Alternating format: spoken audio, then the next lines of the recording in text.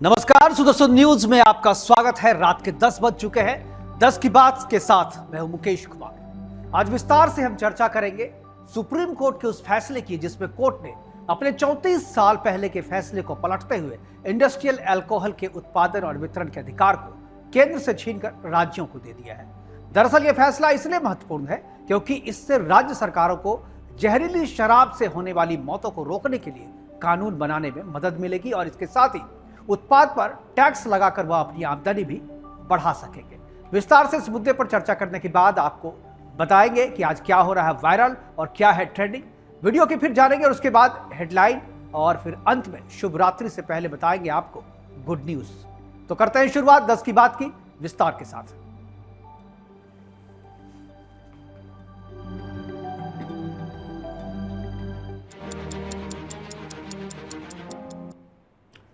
Supreme court ने पिछले दिनों इंडस्ट्रियल अल्कोहल के उत्पादन और टैक्सेशन का अधिकार राज्यों को देकर अपने 34 साल पुराने निर्णय को पलट दिया है, जिसमें यह अधिकार केंद्र के पास सुरक्षित था। सुप्रीम कोर्ट की 9 जजों की संवैधानिक पीठ ने यह फैसला 8-1 के बहुमत से सुनाया। जजों के बहुमत के फैसले में कहा कि इंडस्ट्रियल अल्कोहल का उत्पादन भले ही नशे के लिए नहीं किया जाता हो, लेकिन ऐसे सभी उत्पाद नशीली पदार्थ की श्रेणी में आते हैं।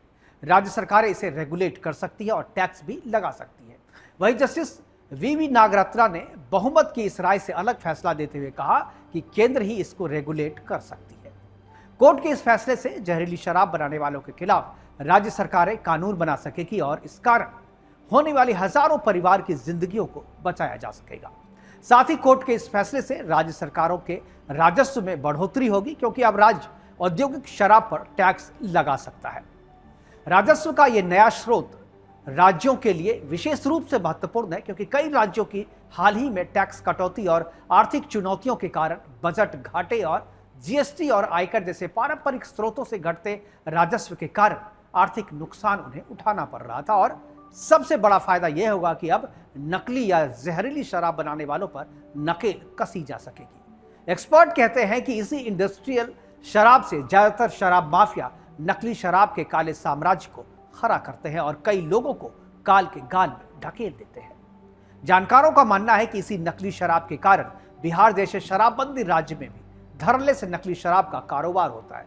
इंडस्ट्रियल अल्कोहल को पीने के रूप में उपयोग नहीं किया जाता है और ना ही इसकी अनुमति ही दी जाती, लेकिन तब भी चोरी चुपके माफिया इससे शराब बनाकर बेचते हैं, जिससे गंभीर स्वास्थ्य संबंधी समस्याएं तो पैदा होती ही हैं, बल्कि इससे मौतें भी हो जाती हैं। इससे जुड़े हादसे हम अक्सर पढ़ते और देखते रहते हैं। आपको बता दें कि इंडस्ट्रियल अल्कोहल एथेनॉल का अशुद्ध रूप है। आमतौर पर सॉल्वेंट के रूप में इसका उपयोग किया जाता है और अनधिकृत उपयोग से बचने के लिए इंडस्ट्रियल शराब में उल्टी पैदा करने वाला पदार्थ मिलाकर बेचा जाता है। अब हम आपको ग्राफिक्स के जरिए बताते हैं कि पीने योग्य शराब और इंडस्ट्रियल शराब में अंतर क्या है। पीने योग्य शराब का कंपोजिशन है वो अलग होता है। इसमें फ्लोर एथेनॉल मिलियम होता है और डीसेचुरेंट्स के इसमें फैक्ट्स होते हैं। और इसी इंडस्ट्रियल अल्कोहल में डीनेचुरेंट्स का एक हाई कंसंट्रेशन वाला एथेनॉल होता है। और अगर सेफ्टी की अगर आप बात करें तो पीने योग्य अल्कोहल को अत्यधिक सावधानी के साथ पीने के योग्य बनाया जाता है और इसके लिए अलग से मशीनें होती हैं जो इसको फिल्टर करती हैं। इंडस्ट्रियल अल्कोहल जहरीली शराब होती है जो पीने के लायक बिल्कुल भी नहीं होती है। इंडस्ट्रियल अल्कोहल का इस्तेमाल इंडस्ट्रियल यूज जैसे कि फ्यूल, साफ सफाई के लिए ही किया जा सकता है। टॉक्सिक होने के चलते दवाई या लैब में भी इसका इस्तेमाल वर्जित है। वहीं अगर आप इसके स्मेल और टेस्ट की बात करें तो यह पीने योग्य अल्कोहल का स्वाद जहां सामान्य और अल्कोहल की तरह था, वहीं थोड़ा मीठा होता है पीने वाला जो अल्कोहल होता है, लेकिन इंडस्ट्रियल अल्कोहल में काफ़ी तेज दुर्गंध होती है और इसका स्वाद भी कड़वा होता है। एक्सपर्ट का मानना है कि आइसोप्रोपाइल और विकृत शराब दोनों ही अगर पी जाए तो यह जहर के जैसा असर करता है। सेवन में इसके सेवन में गंभीर स्वास्थ्य समस्याएं हो सकती है, जैसे कि पेट और आंतों में बुरी तरीके से जलन होना, नर्वस सिस्टम का बहुत ही बुरे तरीके से फेल हो जाना। और यह भी ध्यान रहे कि छोटी मात्रा मतलब 30 ml के तक भी अगर कोई इसे पीता है तो इसके घातक परिणाम हो सकते हैं, जैसे आंखों की रोशनी का चला जाना। नकली शराब का सेवन करने वाला व्यक्ति पागल भी हो सकता है। औद्योगिक अल्कोहल के लगातार सेवन से लीवर और किडनी को नुकसान भी हो सकता है और व्यक्ति लंबे समय के लिए कोमा में जाने का भी जोखिम उस पर बना रहता है। आपको बता दें कि 1990 में 7 जजों की जो संवैधानिक पीठ थी उसने सिंथेटिक एंड केमिकल लिमिटेड बनाम उत्तर प्रदेश के जो केस था उसमें यह कहा था कि मादक शराब का मतलब केवल शराब के तौर पर इस्तेमाल होने वाले अल्कोहल से है और औद्योगिक अल्कोहल को रेगुलेट करना राज्य सरकार की शक्तियों के दायरे से बाहर है, जिसे अब सुप्रीम कोर्ट ने बदलते हुए अपना फैसला सुनाया है कि इंडस्ट्रियल शराब पर कानून बनाने का अधिकार राज्यों के है और इसे वह छीन केंद्र नहीं सकता है।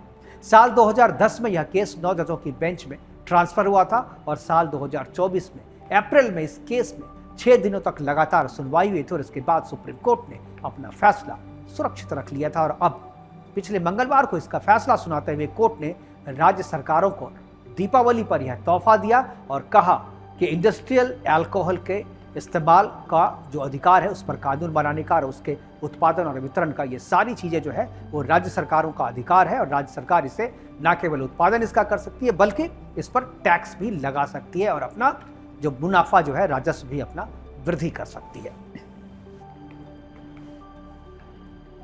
अब ये तो बात थी इंडस्ट्रियल अल्कोहल और जो सामान्य अल्कोहल है उसके बीच की, और अब बात करते हैं क्या हो रहा है ट्रेंडिंग, क्या हो रहा है वायरल। आजकल हर किसी को इंटरनेट पर वायरल होना है और इस चक्कर में वो किसी भी हद तक जाने को तैयार रहते हैं। अजीब-ओ-गरीब रील्स बनाने के दौरान लोगों की जान तक जा चुकी है। इसके बाद भी लोग थमने का नाम नहीं ले रहे। सोशल मीडिया पर एक ऐसा ही वीडियो वायरल हो रहा है जिसमें युवक एक खतरनाक स्टंट परफॉर्म करते हुए वीडियो शूट कर रहा है। युवक का वीडियो इंटरनेट पर तेजी से वायरल हो रहा है जो लोगों की रूह कँपा रहा है। वीडियो में नजर आएगा कि एक युवक ईंट पर खड़ा है, सिर्फ 2 ईंट पर खड़ा है और सिर्फ यही नहीं, दोनों ईंटों के बीच नुकीली खंजर जैसा कुछ लगा हुआ भी दिखाई दे रहा है। युवक ने ईंट को एक टायर पर रखा हुआ है जिसके बाहर कई नुकीले खंजर लगे हैं। आप देख सकते हैं कि लड़का ईंटों पर उछलकर बैक फ्लिप मार रहा है और लड़के को फिर से ईंटों पर लैंड करना था। हालांकि उसका बैलेंस थोड़ा गड़बड़ा जाता है और ईंट के बीच में रखे खंजर पर युवक का एक पैर पड़ जाता है। गनीमत यह कि खंजर उसके पैर में नहीं चुभता है और आप देख सकते हैं कि थोड़ी सी गड़बड़ होने पर युवक लड़खड़ा कर खंजर पर गिर सकता था जो उसके शरीर के आर पार भी हो सकता है। हैरान करने वाला यह वीडियो आपको घर के घर कलेश के नाम का जो एक एक्स हैंडल है उससे शेयर किया जा रहा है और अब तक इस वीडियो को 5,49,000 से ज़्यादा लोग देख चुके हैं। साथ ही हज़ारों लोगों ने इसे पसंद भी किया है। और जो दूसरा जो एक वीडियो वायरल हो रहा है वो पानी से संबंधित। पानी भरने के लिए लंबी लंबी लाइनें लगाई जाती है। कई बार इसी चक्कर में लोगों के झगड़े भी हो जाते हैं।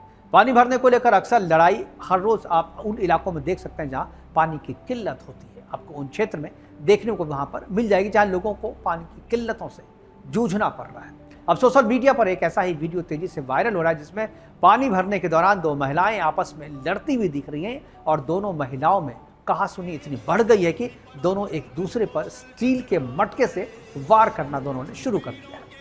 वीडियो सोशल मीडिया पर तेजी से वायरल हो रहा है। लोग कमेंट सेक्शन में कमेंट कर रहे हैं और महिलाओं के खूब मजे भी ले रहे हैं। वायरल हो रहे इस वीडियो में देखा जा सकता है कि 2 महिलाएं पानी भरने के लिए पानी की टंकी के पास पहुंची हुई है। और बता दें आपको कि वायरल हो रहे इस वीडियो को भी सोशल मीडिया के एक्स जो हैंडल है @गृह कलेश नाम के अकाउंट से इसे जो है शेयर किया जा रहा है, जिसे अब तक 44,000 से ज़्यादा लोग देख चुके हैं और इसे शेयर भी कर चुके हैं। तो ये बड़ा इंटरेस्टिंग सा फार्मूला। अब बात कल की बड़ी खबर की है। पहली खबर है प्रधानमंत्री मोदी से जुड़ी हुई। प्रधानमंत्री मोदी रविवार को करेंगे मन की बात और मन की बात कार्यक्रम में देश विदेश के लोगों के साथ वो विचार साझा करेंगे। ये रेडियो कार्यक्रम की 115वीं कड़ी होगी। दूसरी खबर है भारत दौरे पर स्पेन के राष्ट्रपति पेड्रो सांचेज 27 अक्टूबर को 3 दिवसीय यात्रा पर भारत पहुंच रहे हैं। 18 सालों के बाद भारत आ रहे हैं स्पेन के राष्ट्रपति। कई अहम मुद्दों पर दोनों देशों के बीच हो सकती है बातचीत। 28 अक्टूबर को गुजरात के दौरे पर रहेंगे प्रधानमंत्री मोदी। कई परियोजनाओं का करेंगे उद्घाटन और शिलान्यास। C295 विमान के निर्माण के लिए टाटा विमान परिसर का उद्घाटन भी प्रधानमंत्री मोदी करने वाले हैं। रविवार को पश्चिम बंगाल जाएंगे केंद्रीय गृह मंत्री अमित शाह। भारत बांग्लादेश सीमा पर नव निर्मित यात्री टर्मिनल भवन और मैत्री द्वार का करेंगे उद्घाटन।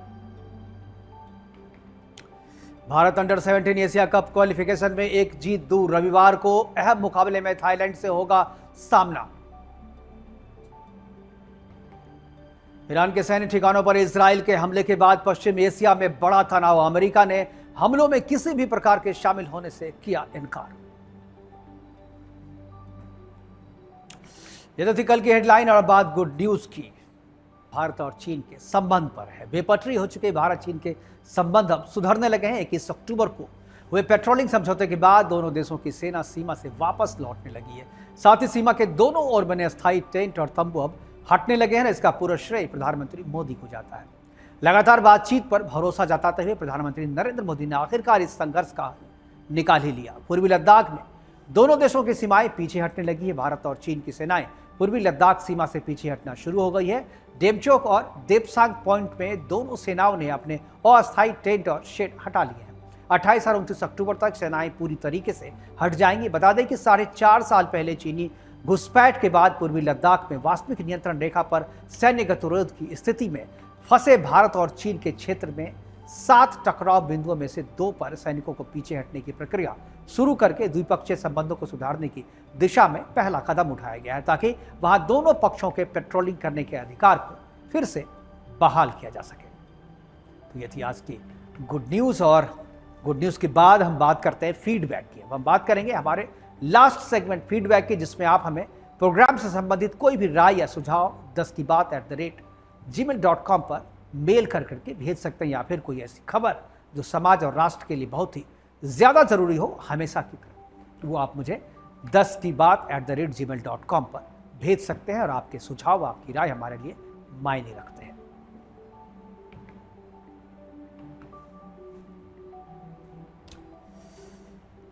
और अब बात है आपसे विदा लेने का। और हमेशा की तरह खाने से पहले किसान और सोने से पहले जवान को धन्यवाद करना चाहिए, जिसके कारण हम और आप अपने घरों में चैन की नींद सो रहे हैं। शुभ रात्रि, नमस्कार, जय हिंद।